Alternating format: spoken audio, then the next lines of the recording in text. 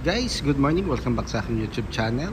For today's video, check natin ang 2024 Honda CR-V 1.5 VX Turbo CVT Meteoroid Gray. Guys, ito yung middle variant ng ating Honda CR-V. Ang kanyang price is 2,280,000 pesos. Additional 20,000 pag Platinum White Pearl. So, tour ko na kayo ngayon sa ating featured unit for today. Guys, ito yung 6th generation na Honda CR-V. The same time, 4x4 siya or all-wheel drive. Then, tour ko na kayo ngayon sa ating front portion. So, sa front, kung mapapansin nyo, full change model na guys. So, compared dun sa previous model, ibang-iba na yung itsura niya. Ang maganda dito guys, pag nakita nyo siya ng actual, yung dimensions niya mas malaki or nag-improve compared dun sa previous model. So nakaano na tayo, LED headlights with daytime running lights, LED fog lamps,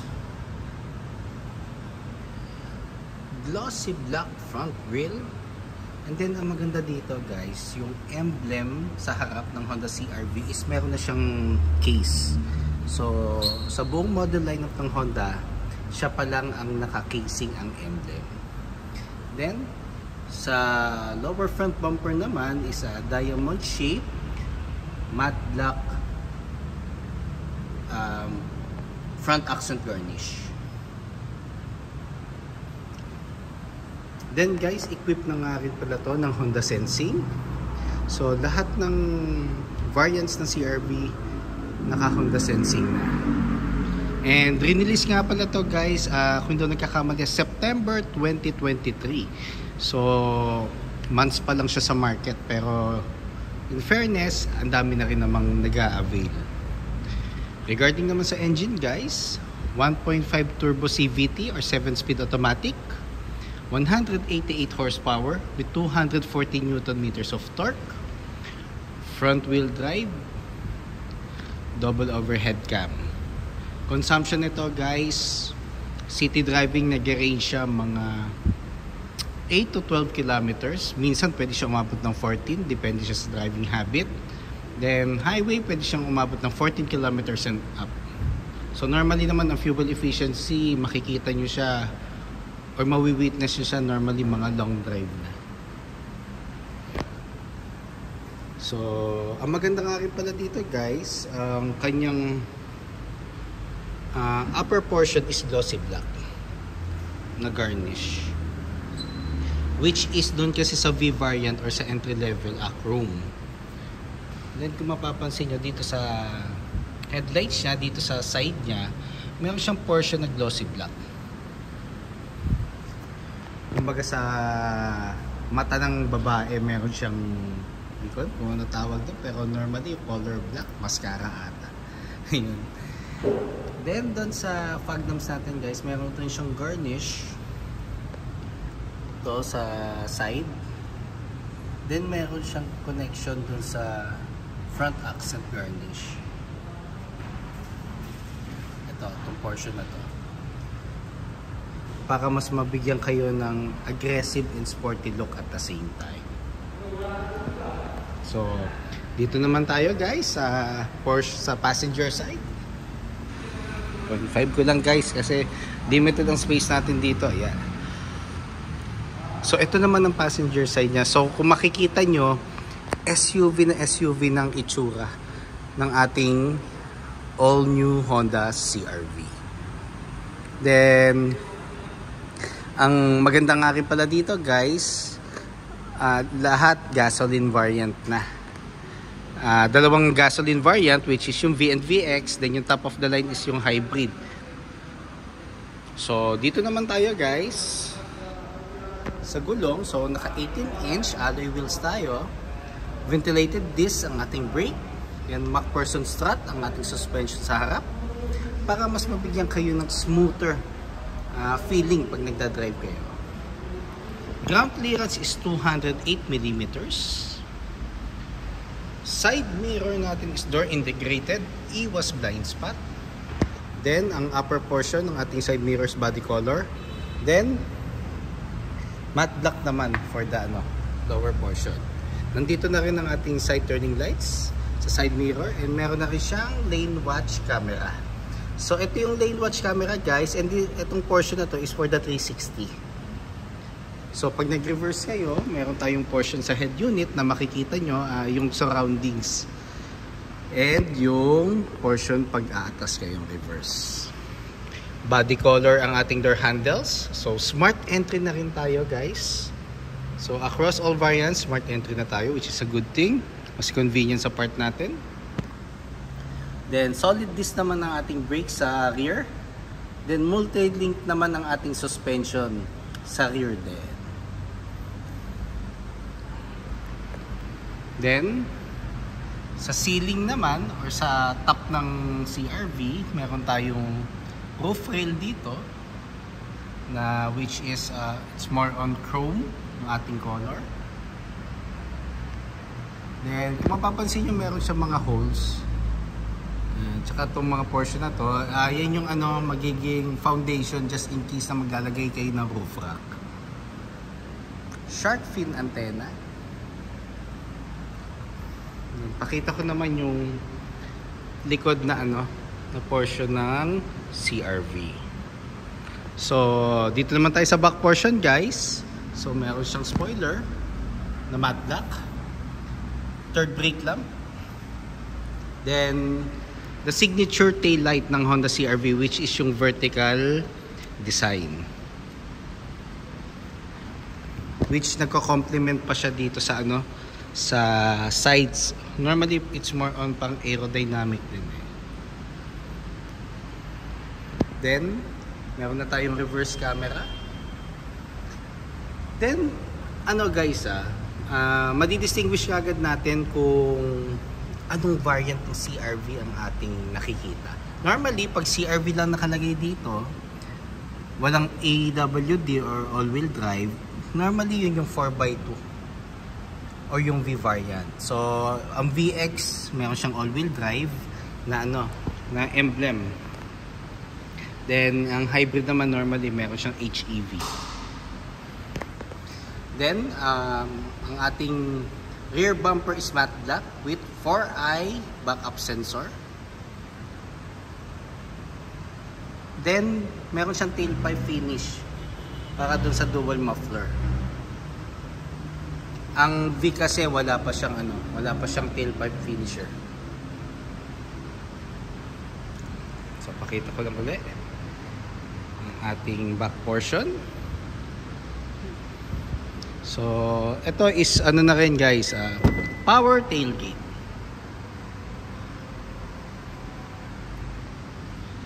So guys, just in case na naka-fold ito, so ang ating cargo space is 580. Then pag nakaangat naman ang ating third row seats, itong portion na to is 150 liters naman. Meron tayong board dito just in case na gusto nyong ma-elevate yung compartment. So meron tayong additional space dito pag nilagay natin yung board dito. The same time, pag finold natin tong third row ulit, magpa-flat yung surface. So normally may specific weight lang para para ma-handle nitong board. So pag sobrang bigat naman syempre ng ng dadalhin natin, normally may possibility na baka hindi kayanin ng board. So may specific weight lang. Saka syempre pag masyado mabigat ang luggages natin sa likod, may tendency rin kasing magkaroon siya ng effect sa suspension. So mga mild lang naman kasi it's more on pang pang travel talaga with the family. And kung mapapansin nyo guys, meron na tayong 2 cup holders dito.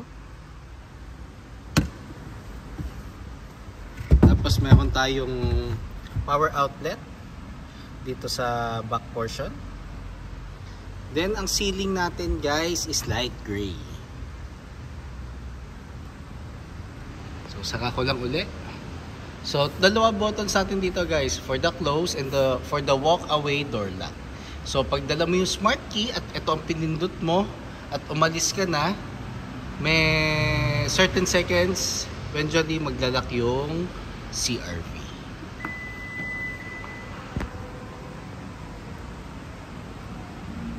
So pakita ko naman yung portion ng driver side. So guys, regarding naman sa fuel tank capacity, meron tayong 57 liters.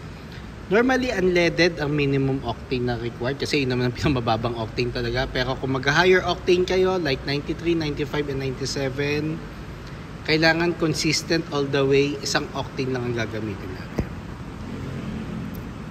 para hindi siya magkaroon ng effect sa engine. So pakita ko naman guys ang ating second row. So sa door panel natin guys, combination siya ng urethane, then wood accent panel. So ito yung nagse-separate sa ano, sa V. Sa V kasi it's more on shiny pang honeycomb pattern na ano na accent. Then meron tayong glossy black portion dito sa door panel natin. Then sa armrest naman dito sa gilid, leather na with gray stitches. Then ito naman ang ating second row. So ang ating seats is full genuine leather na. Then adjustable lahat ng headrest natin. Para at least pag mga long travel, magkakaroon tayo ng comfortable position. So sasakay muna ako guys. So ako guys, 5'6", pero kung mapapansin nyo, spacious legroom. Just in case na malaki ang magdadrive or matangkad, kahit i-position niya sagad pa backward, meron pa rin akong enough legroom para at least kahit mga long travel, hindi ako magiging uncomfortable. Then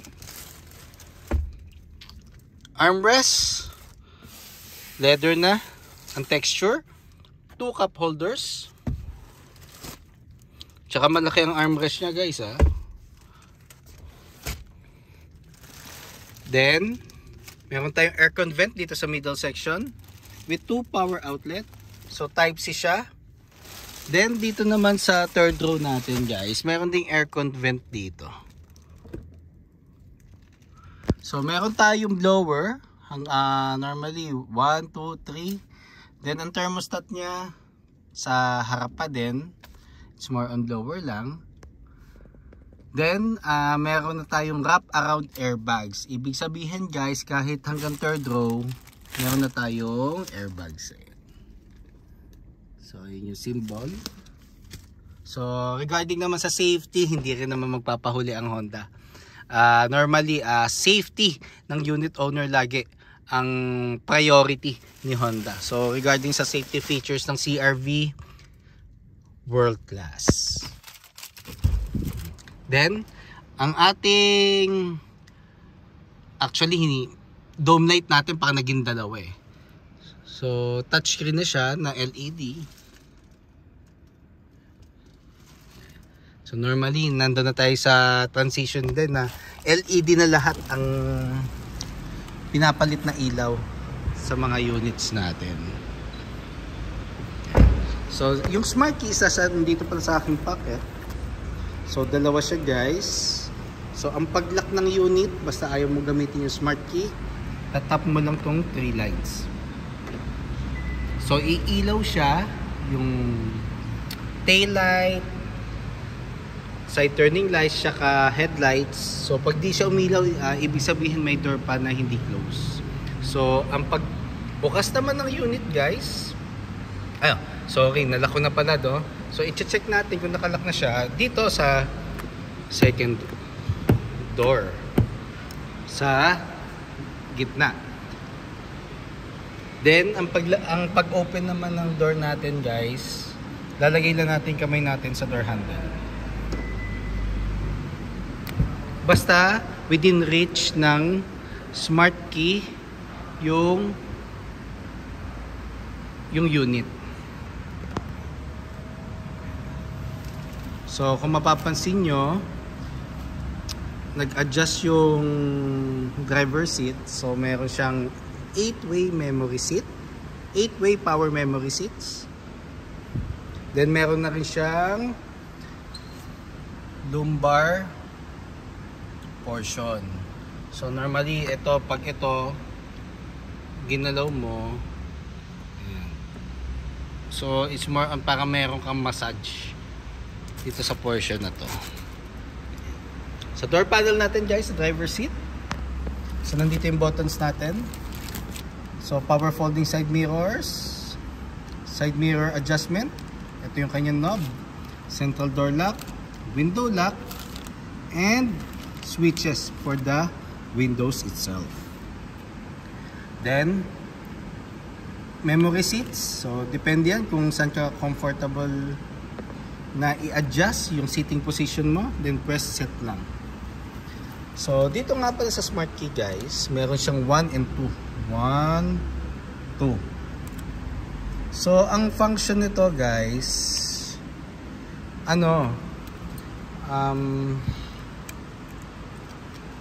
kung ano yung dala mong susi at ano yung naka memory seat doon sa sa upuan, yon ang magiging position mo. Then meron siyang tin key. So ito is for the key card. So kumbaga tatlo ang magiging susi natin pag VX and hybrid. Ito, meron kang para kang calling card size na key card, which is pwede mo siyang gamitin pag magi-start ka ng sasakyan.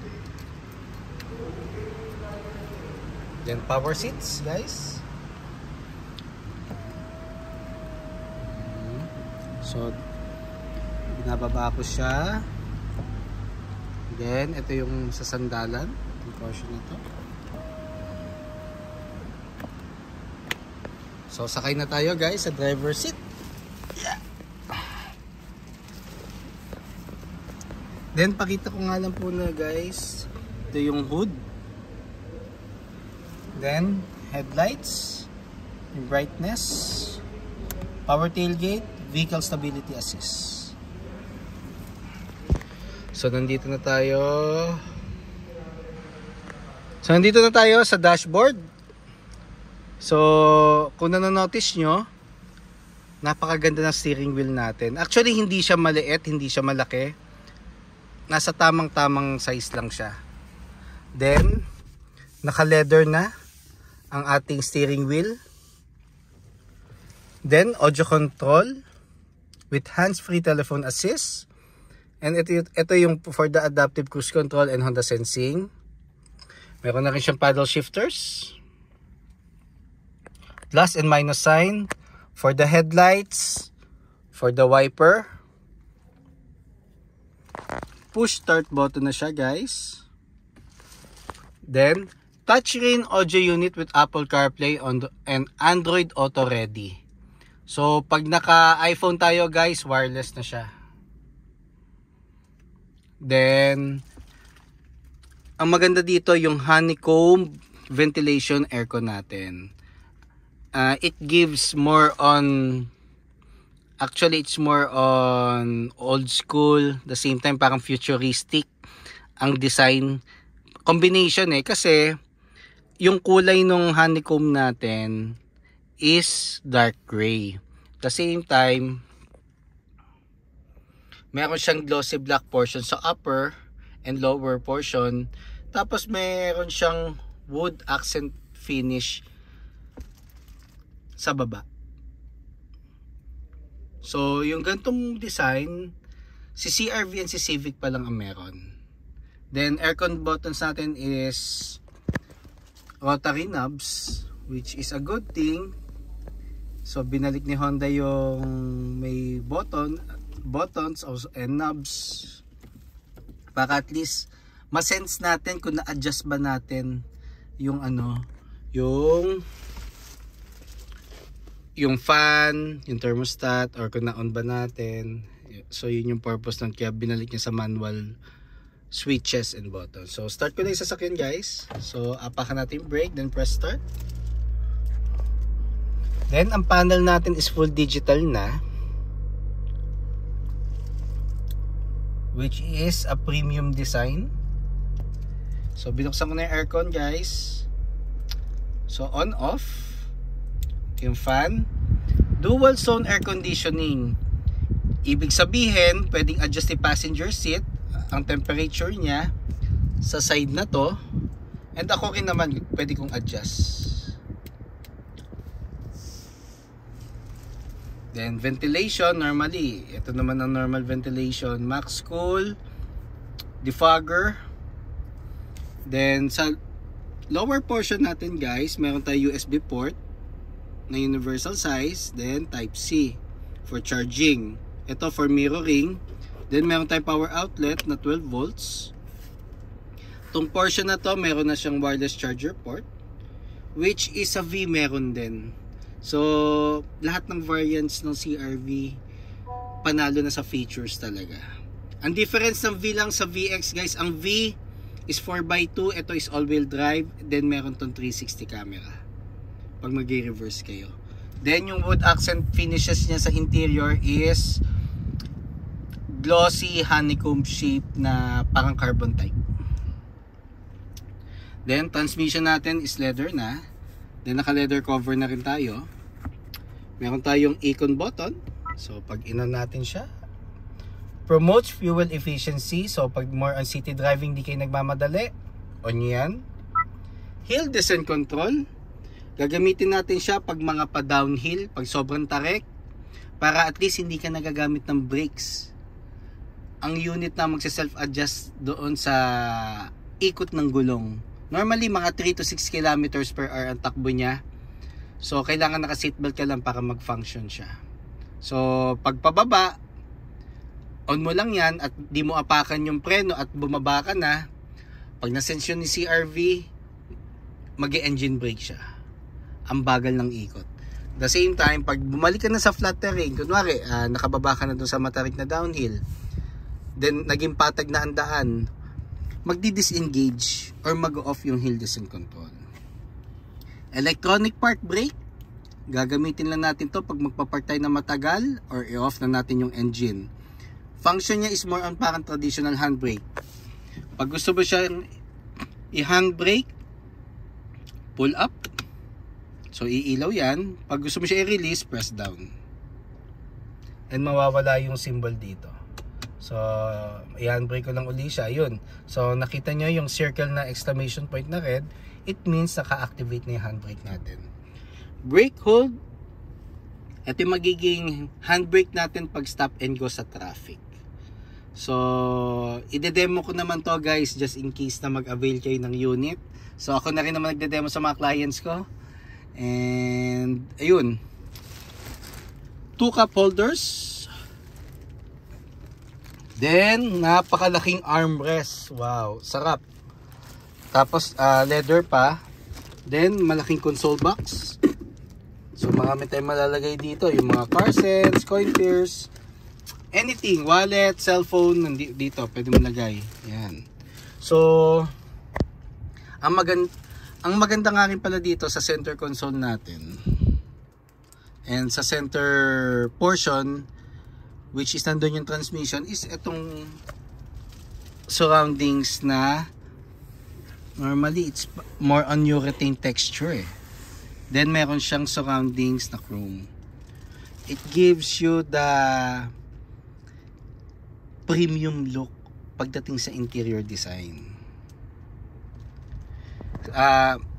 Actually for me based lang naman to sa ano ko, opinion ko lang naman to, guys. Ang interior kasi ni Honda, it gives you the premium feeling, pero pag tiningnan mo siya in actual, it's more on napaka-simple pero napaka-lakas ng impact or napaka-lakas ng dating. Kaya yun ang kinaganda rin ng ng Honda. So across all variants, ganun naman talaga ang niya, interior design. Simple pero rock. Then ang steering wheel natin guys, habol ko lang. So ito yung niya, lock. So tilt and telescopic. So pwede ko siyang up and down, forward and back. Yan. So pag nakita ko na or na-adjust ko na siya sa comfortable position ko sa manubela, pwede ko na siyang ilak. So normally pag ako kasi nagda-drive guys, gusto ko kita yung buong panel. Ayoko nakaharang yung manubela. So kanya-kanyang naman tayo, perspective pagdating sa pagda-drive. Then ang ating passenger seat, which is the good thing guys, power seats na rin nga pala siya guys. So front seats natin is both power, which is actually parang ngayon ko nga siya na-encounter. Tagal ko kay Honda, so 8 years na rin naman ako dito, pero ngayon ko na na-encounter na both front seats is power na, which is pogi points para sa akin. Hindi ko sinasabi taga Honda ako, pero yun kasi. So normally kasi pag mga SUV, ang passenger seat is manual adjustment. Glove box, spacious glove box. So ang glove box lalagay natin dito guys, owner's manual, warranty booklet, ORCR, and just in case meron kayong hard copy na insurance policy, ilagay nyo na rin dyan guys. Yun yung importanteng dokumento na nilalagay sa glove box. Then sa upper portion, meron tayong visor with vanity mirror in both sides. Lagyan na ng shades. Then LED na ang ating map light. So guys, lagi nyo i-check to yung switch dito. Kasi pag ito in-off nyo yung engine at naiwan yung naka-on to, ma-dedrain yung battery. Kaya lagi nyo i-check kung naka-gitna or naka-off. Or ugaliin natin guys, pag nilak na natin yung unit, i-check natin, sisilipin natin kung naka-off ba yung mga ilaw. Lalo na tong map light and dome light. So guys, so yun yung natin, video for today. Then nga pala guys, advantage nga rin pala ni Honda, twice a year or every 6 months ang PMS lang. Not unlike other brands kasi 4 times ka magvi-visit. So mas time consuming, the same time mas makaka-save ka pagdating sa PMS. And guys nga pala, religiously every 6 months magpapa-PMS tayo pag hindi natin na-reach yung 10,000 kilometers, kasi yun ang basis every 6 months or 10,000 kilometers, whichever comes first. Pero ang first PMS natin is first month or first 1,000 ng ating unit. So guys, sa mga gusto mag-inquire dyan regarding cash discounts, low down promos, even parts or service appointment, don't hesitate to call or text 0906-386-8937, or you can visit me at 141 Quezon Avenue, Quezon City, and look for me, Ross Oliver Cruz, ang inyong friendly sales executive here at Honda Cars Quezon City. Looking forward to meet you here guys, and kindly subscribe na nga rin pala sa aking YouTube channel para maging updated sa mga susunod na videos. And kindly follow na rin ako sa Facebook page ko, which is Honda Cars Quezon City Best Deals, Ross Oliver Cruz. So guys, dito tayo magtatapos sa ating video for today. And yun lang guys, thank you and God bless.